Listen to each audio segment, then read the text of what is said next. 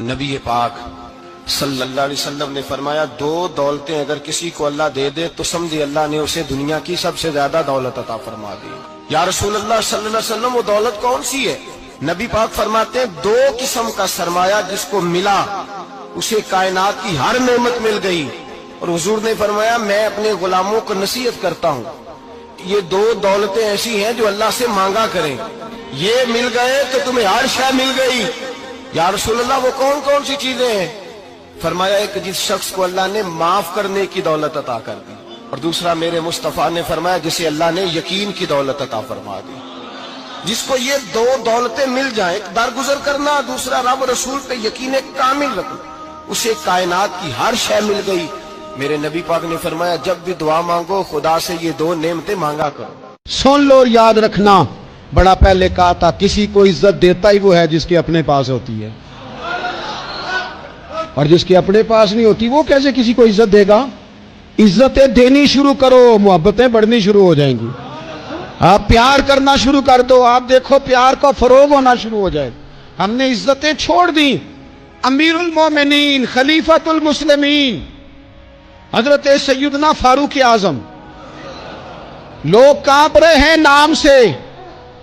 عمر تکیے پہ ٹیک لگائے بیٹھے ہیں تو ایک سادے سے صحابی درویش سادہ زندگی پر حضور کی بارگاہ میں بڑا مقام ہے، حضرت سلمان فارسی رضی اللہ تعالیٰ عنہ امیر المومنین سے ملنے آئے۔ بڑے بڑے ملکوں کے بادشاہ کہیں عمر سے ملنا تو کہا جاؤ دوڑ جاؤ ٹائم کوئی نہیں۔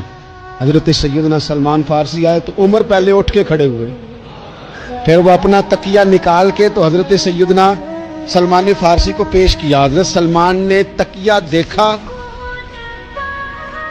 آنکھوں میں آنسو آ گئے، کہنے لگے سچ کہا تھا میرے رسول کریم نے، سچ کہا تھا میرے محبوب کریم صلی اللہ علیہ وسلم، سچ کہا میرے نبی پاک نے۔ وجد ہو گیا، بار بار یہ جملہ دہراتے۔ حضرت عمر کہنے لگے سلمان کچھ بتا نا، کیا کہا نبی پاک نے؟ تو فرمانے لگے عمر میں نے حدیث سنی تھی پر یہ کب مجھے پتا تھا کہ میری زندگی میں اس کا عملی مظاہرہ بھی دیکھوں گا۔ فرمایا بول بھی دے سلمان فارسی، کیا فرمانا چاہتے ہیں؟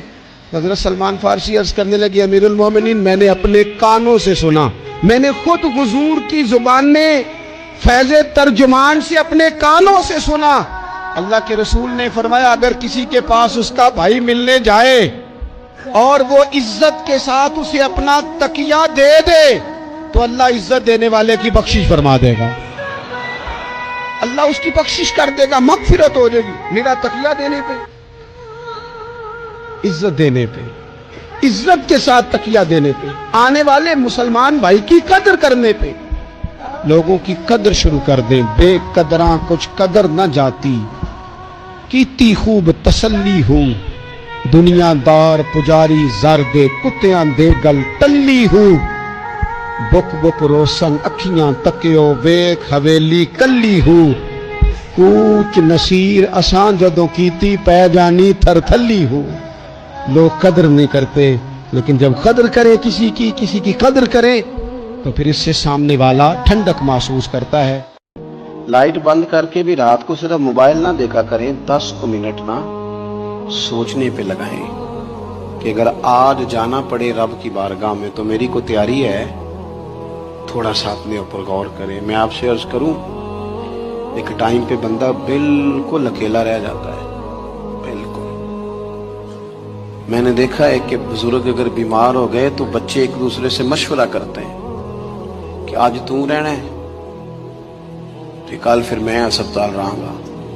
ٹائم کوئی نہیں ہے لوگوں کے پاس، وقت کوئی نہیں۔ میں جنازوں پہ جاتا ہوں، میں دیکھتا ہوں کہ لوگ کہتے ہیں دیر نہ کرو جی، مہمان دور دور سے آئے ہوئے، روٹی کھا کے واپس جانا ہے۔